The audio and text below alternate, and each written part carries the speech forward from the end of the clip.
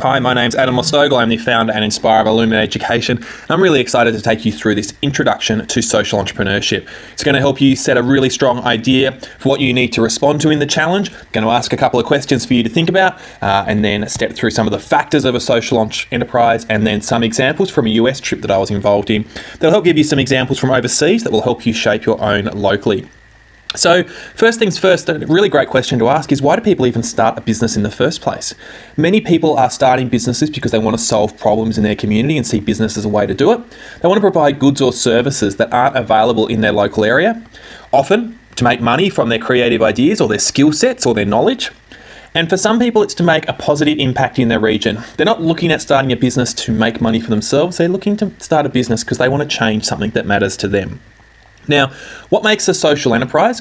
In Australia, there is no legal classification for a social enterprise. Many operate as companies or not-for-profits. And it's worth unpacking those different legal classifications if you hadn't had a look into it. But they often are choosing to be social enterprises and choosing to forego lots of profits for the cause that they are chasing. Social traders is probably one of the best examples of a sort of a filter for what a social enterprise is, and they've got three things. They talk about the fact that it's driven by a public or community cause, be it social, environmental, cultural, economic. So they're the four sort of causes it's thinking it should be based around.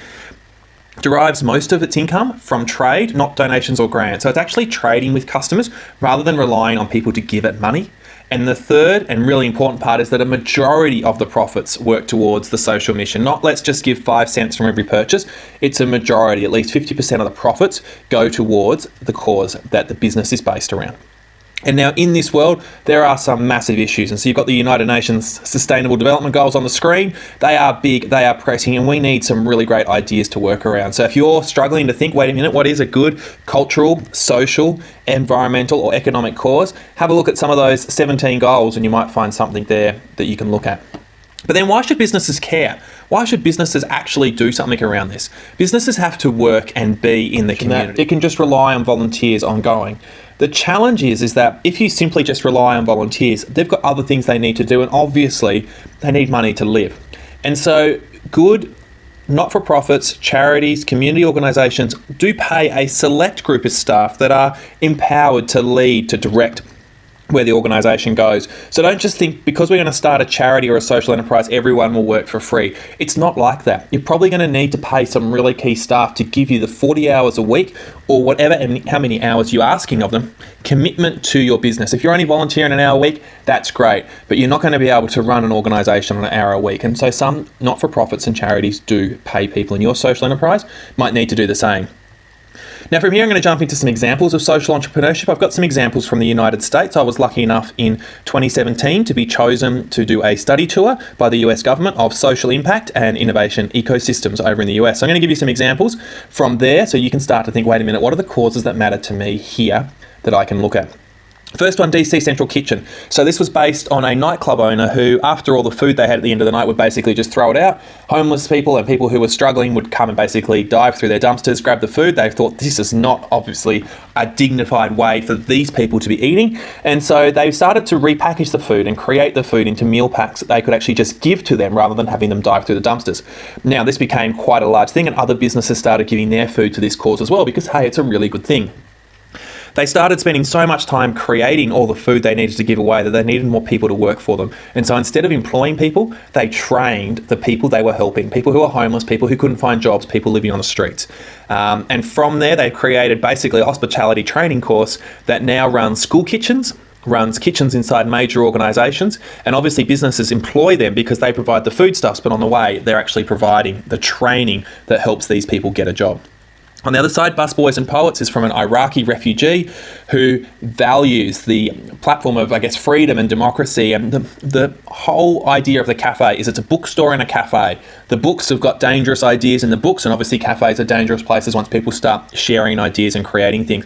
But that was his response to the freedom that he didn't have in Iraq, and he wanted to celebrate in Washington, DC. So sometimes celebrating part of our culture in that way is a really interesting way to run a social enterprise.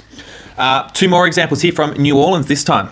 So Capstone, this guy, Daniel, he runs gardens on uninhabited lots that were abandoned after Hurricane Katrina in 2005. So quite a few years ago now. In the back of the picture, you'll see that he's got some beehives. He actually basically through his beehives, sells the honey they create, and from the money he generates from that, pours it back into the community gardens that he's growing in that picture. And those gardens are growing food and vegetables for the local community. The local community come and cultivate the garden with him, and in return for them helping out, he gives them some food to take home. Now, they're in a food desert. The nearest fresh food supermarket is about 10 kilometres away. And this is right in the heart of New Orleans, so it's right beside the French district. It's quicker to get to the French Quarter, where all the parties happen and everything else happens, than it is to get to a supermarket. It's a massive problem in the US. They don't have enough access to fresh food. Daniel here, by selling his honey, is changing that by providing edible gardens in these abandoned lots. On the other side is an organisation called Yaya, Youth Arts, Youth Aspirations. They recognise that even though, yes, in New Orleans, arts, jazz, everybody knows about that, but it's not a professional industry. People don't often say, oh, look, you're going to make a lot of money in arts. They'll always direct you into other industries, and they're trying to battle against that. And so they run, obviously, traditional art classes, art lessons after school. There's a real focus on the professionalism. And they take people to New York and to other places. They've designed chair covers that have gone to the United Nations General Assembly. They've designed watch faces for Swatch, the students in those art classes, and so they can start to generate revenue and become business-minded through the creative culture. You've got the Boys and Girls Clubs of America. These are community organisations that provide safe spaces for students who live below the poverty line to basically have as a homework club after school. They provide them a meal. They obviously teach them. They obviously give them opportunities for homework, and there's a lot of other things that go on with it. As a social enterprise, the government actually pays service providers to deliver certain courses. Now, community organisations sometimes deliver them, and the Boys and Girls Clubs of America apply for some of those and get the funding to deliver, say, anti-drug messages or other things, but then they actually, from the profits of that, then pour that back into providing a meal for these people and helping these young people stay in school and stay on the path of learning when in these communities it's not normal. And on the other side, there's a great network of people all across the world. Social enterprises are taking over all over the world. There's really great causes, whether it's sustainability, whether it's creative culture, whether it's in technology, whether it's in youth development, in the way that we look after our homeless people, the way we treat our languages, the way we use food waste. There are so many things that we can be tackling, and it's a really great opportunity for you to think of what really matters to me and how can I be part of the positive change that this world needs. I want to run through a couple of essentials for those who may not have tuned in through this to get ready for creating your own social enterprise as part of this challenge. Really be driven to make the change and never lose sight of that. A lot of organisations sometimes start with a really good cause in mind and they start to lose their way. If you want to make a social enterprise that matters, you want to be completely focused on that change that you're all about. Never lose sight of it. Make sure it's ingrained in everything that you do. And go one step further and measure the impact that you can make. If you can turn around and say, this is the impact we're going to make, and you can measure it and you can track it, then people will know you're 100% on about it, rather than let's just track donations or staff hours or something else. Make sure that you build a customer base for the services people will pay for. Remember, the key aspect of a social enterprise is not that it relies on donations or grants, or that it relies on trading goods or services with customers. So how do you have customers that keep coming back week after week to purchase your products month after month, year after year, so that then they can keep coming back, and that creates sustainable income for your social cause? Make sure that you tell people about the impact you're going to make and make it connect with what you do. Don't make it just something like, if you buy this, we'll go and support this good cause over there. How do you get your customers involved? How do you get people to be involved in that process? I've seen staff from organisations go out and be part of the trips that they then deliver the impact to, or something like that. How do you make people be part of that journey? And the last thing, remember, it's not all about the money. Often in business, we are sort of focused on tracking profits and tracking that sort of stuff. But in social enterprise, it's a little bit different. Your cause is what matters the most. You will have to make compromises that will say, wait a minute, we're not going to be as profitable, but we're going to put more money into the cause that matters.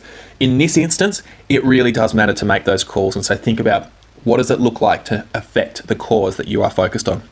As a final point, Lily Tomlin, who is probably most likely remembered by all of us as the original Mrs. Frizzle from the Magic School Bus. She's got this great quote: "I always wondered why somebody doesn't do something about that. Then I realised I was that somebody." Yes, you are doing a challenge.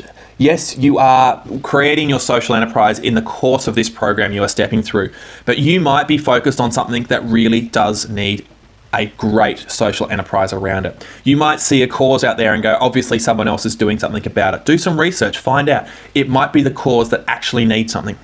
Yes, you will create an idea in this program, but that idea may actually need to be a real thing. You might be the somebody that can affect real change. Otherwise, good luck. I cannot wait to see your ideas come through, and I will hand back over.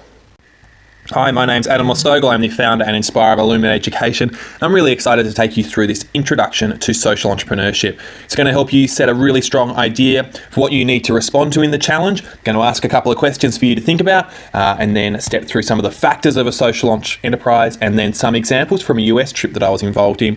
That'll help give you some examples from overseas that will help you shape your own locally. So first things first, a really great question to ask is, why do people even start a business in the first place? Many people are starting businesses because they want to solve